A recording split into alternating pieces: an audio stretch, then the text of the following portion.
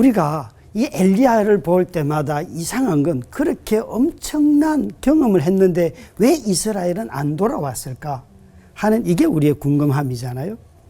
그것은 우리가 죄를 언급할 때에 죄가 가장 나쁜 죄는 문화 속에서 짓는 죄예요.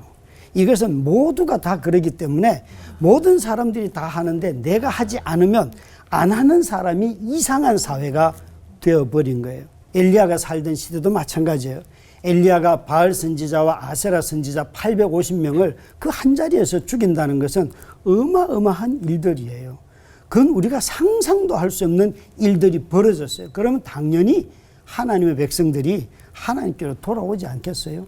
그러나 우리가 알고 있는 대로 그러지 않잖아요. 오히려 이 전쟁에서 거짓 선지자들과의 전쟁에서 엘리야는 가만히 있다가 조롱만 하잖아요. 엘리야는 나중에 저녁에 소제를 드릴 시간에 나와서 그냥 간절하게 하나님 불을 내려주십시오 라고 말했는데 하나님이 불로 응답을 하세요. 그래서 극적으로 1대 850으로 이기게 되지 않습니까? 엘리야가 그 제단을 쌓을 때 보면 우리 하정한 목사님이 설명을 잘 해주셨는데 정말 그가 물을 얼마나 갖다 부었는지 철철 넘치도록 부었지 않습니까? 여러분 생각에 물이 불을 이길까요? 불이 물을 이길까요? 아마 우리 모두가 다 절대 물을 이기는 불은 없어요. 불이 다 안 돼요. 물 앞에서는 다 꺼지게 되어 있는데 이 본문은 놀랍게도 물을 이긴 불이 나와요. 물을 이긴 불이. 참 우리는 이런 극적인 행동들을 보면서 도대체 무엇이 그 당시 바알과 아세라를 믿는 사람들은 비를 준다는 것 아닙니까? 그들의 풍요를 위하여서 적절하게.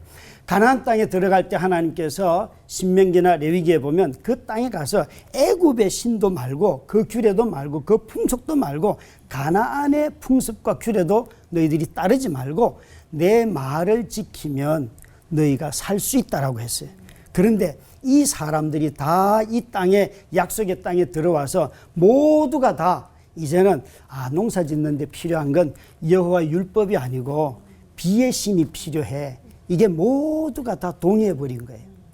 그래서 이들이 그 갈멜산에서 이 선지자들을 거짓 선지자들 우상 숭배 선지자들을 한꺼번에 멸하는 엘리야의 능력을 받지만 그들의 삶은 그들의 문화는 그건 종교적인 제의이고 우리의 삶은 비를 주는 신이 필요한데 그 신이 바로 바알이고 아세라라는 거예요. 이들은 모두가 동의했어요.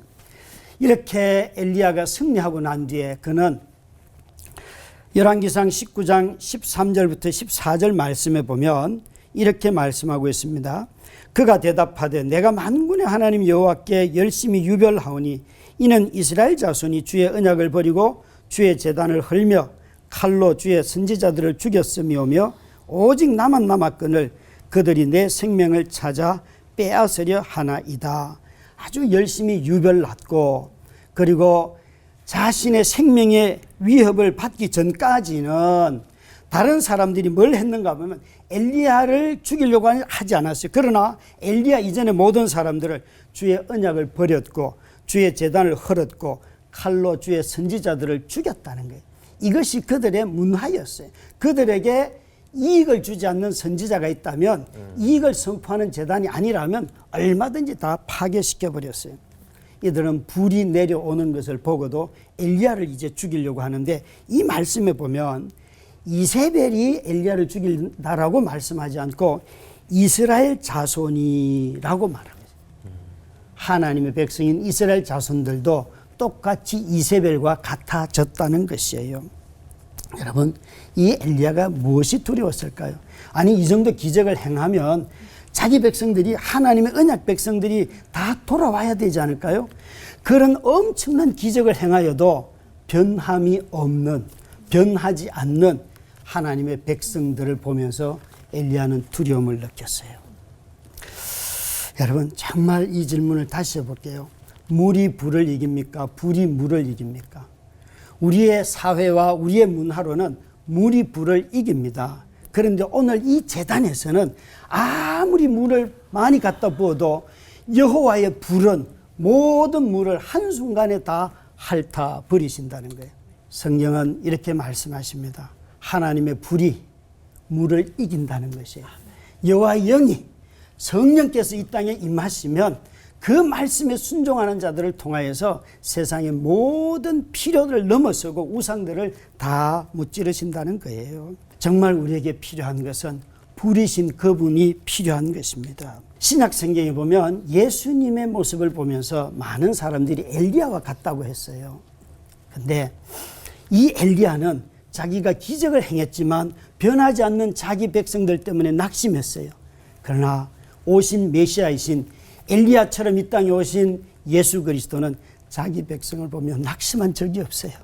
오히려 자기 백성을 품고 암탉이 병아리를 품듯이 나는 너희들을 품는다 말씀하시면서 생명에 위협하는 자들 앞에서 자기 생명을 자기 백성에게 다 주시면서 우리를 구원하신 그분이 바로 구약의 엘리야처럼 우리에게 오신 참 선지자이신 예수 그리스도이십니다. 이 세상에 어느 누구도 온전하게 하나님께 순종한 사람은 그것이 엘리야라 할지라도 없습니다. 그러나 예수 그리스도만큼은 오직 단 한 번에 그 시대의 문화가 아무리 하나님을 대적하는 우상으로 권력으로 돈으로 충만하여도 그 모든 우상에 굴복하지 않고 오직 하나님께 순종한 유일하신 한 분 예수 그리스도 그분이 계십니다.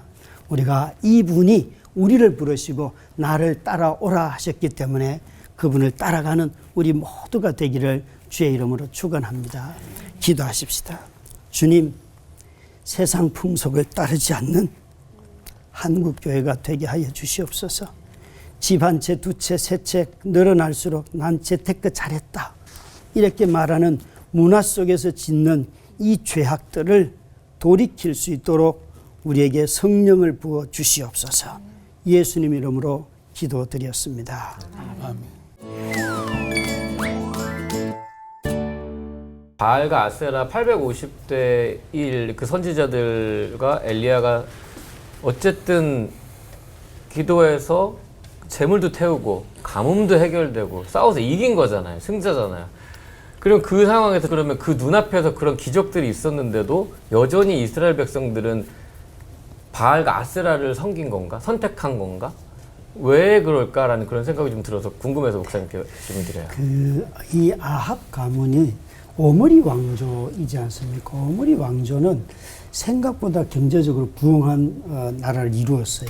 그러니까 이 엘리야가 등장할 때 보면 가뭄도 있고 다 있는데, 물론 엘리야는 굶주리고 또 가뭄으로 인해서 어려움을 겪는 건 사실이지만 그가 자연적인 재난으로 인해서 겪는 어려움보다도 정말 이 당시에 나중에 이 이세벨이 나봇의 포도원 사건을 통해서 보면 그 왕의 식탁에 채소가 없어서가 아니라 가까운 곳에서 채소 재배할 밭이 필요했고 그 밭을 팔지 않는 기업을 확실하게 하나님 주신 기업을 지키려고 하는 사람을 죽인단 말이에요. 그러니까 이 이세벨과 아합이 살던 시대가 그 자체가 극심한 가뭄이라기보다는 경제적으로나 무역으로 보면 상당한 경제적인 운영이 되는 나라였어요.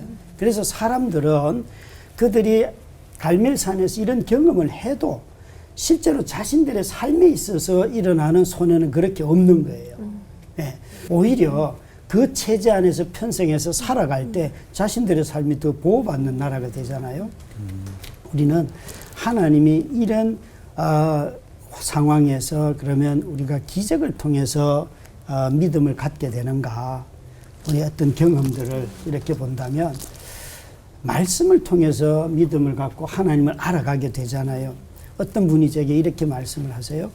제 아내가 이제 뇌경색으로 전신이 마비되어 누워 있으니까 그 장로님이 오시더니만, 목사님, 사모님이 일어나시면 하나님은 전능하신 분입니다 이러는 거예요. 그래서 제가 눈을 똑바로 뜨고, 장로님 어디서 그런 기준을 찾으셨어요? 제 아내가 안 일어나도 하나님은 전능하신 분입니다. 제 아내가 이대로 죽어도 하나님은 전능하신 분입니다.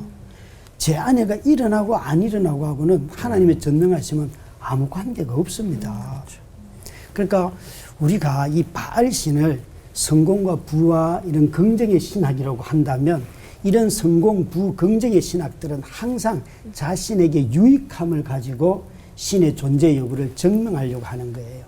그래서 자신들이 유익하면 그걸 떠날 이유가 없는 거죠. 그러나 엘리야는 지금 그 얘기를 하려는 게 아니고 정말 가뭄이 온 것도 알고 있고 또 그 속에서 먹이시는 하나님을 경험하고 엘리야가 얼마나 오래 참았겠어요. 엘리야가 만약 우리가 가뭄에 오래 참고 굶주리면서 까마귀가 주는 거 먹고 산다면 우리들도 한 3년만 훈련받으면 웬만한 내공이 될 거라고 봅니다. 그래서 우리에게 있어서 더 여호와의 언약에 대한 확실성과 그 언약에서 드러나는 하나님을 아는 것이 참 신앙을 갖는 일이다. 저는 그렇게 대답할 수 있을 것 같습니다. 그 전도사님 말씀하신 거 저도 같은 질문이 있었어요. 사실은. 네. 아니 그렇게 850대 1로 이겼는데 그러니까요. 아니 이거 말이 안 되지 않냐. 네, 맞아요. 또 그거 850대 1만이 아니고요. 3년 6개월 동안 비가 안 왔어요. 그러니까 이스라엘 땅이 보통 피폐할 정도가 아니라 3년 6개월이면 난리 난 겁니다. 근데 어떻게 그랬을까? 그게 뭐냐면 그게 문화예요. 문화. 그러니까 그냥 거기에 푹 젖어서 이미 생각으로는 하나님을 믿지만 몸으로는 세상을 사는 거예요. 그러니까 내가 예수를 믿지만 집에 와서 TV를 트는 것과 똑같아요. 그러니까 TV 없이 못 사는 아이들, 스마트폰 없이 못 사는 아이들이 너무 많아요. 예수 믿는 거고 그건 다른 거예요. 그러니까 하나님이 살아계심을 인정하지만 내가 살아온 삶의 패턴이나 라이프 스타일을 바꿀 수가 없는 거죠. 그게. 그래서 이게 에베소서 말씀에 유혹의 욕심을 따라 썩어져가는 구습을 쫓는 옛사람을 버리는 것이 신앙의 핵심입니다. 근데 그걸 못하는 거죠. 그러니까 이게 이제 보통 문제는 아니에요.